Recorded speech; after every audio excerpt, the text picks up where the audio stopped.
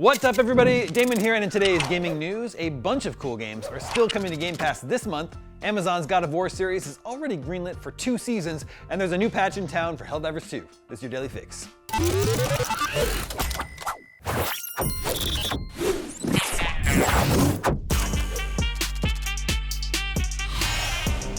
Microsoft has announced the Xbox Game Pass March Wave 2 lineup, confirming the title subscribers can expect for the rest of the month. Out today, March 18th, as a Day 1 title is 33 Immortals in-game preview on Game Pass Ultimate. It's a co-op action roguelike for 33 players. On March 19th, Square Enix's role-playing game Octopath Traveler 2 hits Game Pass Standard. This is a fantastic JRPG that uses the always welcome HD 2D art style. Also on March 19th, Train Sim World 5 pulls in. I think the title of this one basically says it all. A day later on March 20th, Mythwrecked Ambrosia Island arrives. This is a game about being shipwrecked on a mysterious island and befriending the Greek gods. Moving on to March 25th, Blizzard Arcade Collection brings 16-bit classics Blackthorn, The Lost Vikings 1 and 2, Rock and Roll Racing, and RPM Racing. This is a very cool collection of retro games, although not arcade games. Here's a big one. Rebellion's Atomfall is a Day 1 Game Pass launch on March 27th via Game Pass Ultimate.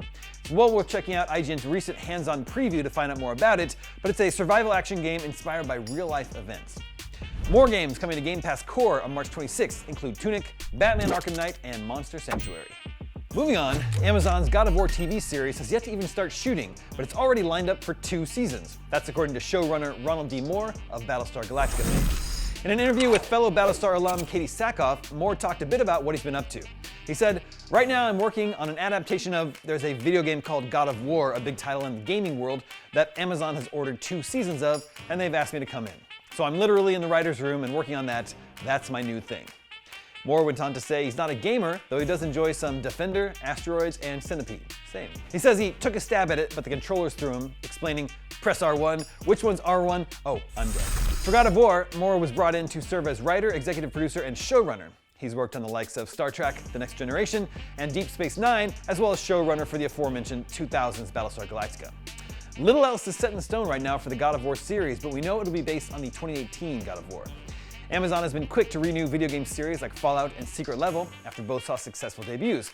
Hopefully, this bodes well for God of War's streaming prospects. And finally today, Helldivers 2 has a new patch that makes key balance changes and bug fixes to Sony's third-person co-op shooter. Patch 01.002.200 tweaks the balance on a number of weapons and stratagems.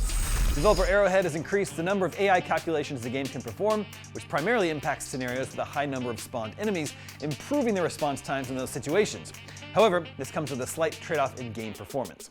The upshot of these gameplay changes is that the automatons specifically will present a tougher challenge as they now have increased reaction speed in large groups. Expect the already imposing bots to act smarter and make decisions faster. The ongoing galactic war is currently focusing on the Illuminate alien faction, which is slowly pushing a black hole towards Super-Earth. Where this is going is anyone's guess, but speculation points to potentially taking the fight to the Illuminate's homeworld, or maybe finally fighting back on Super-Earth itself. You can find the full patch notes at IGN. And that's your Daily Fix for Tuesday, March 18th. Now that you're caught up on the news, watch our review of Assassin's Creed Shadows. I'm Damon Hatfield, and for all your video game news, stay tuned to IGN.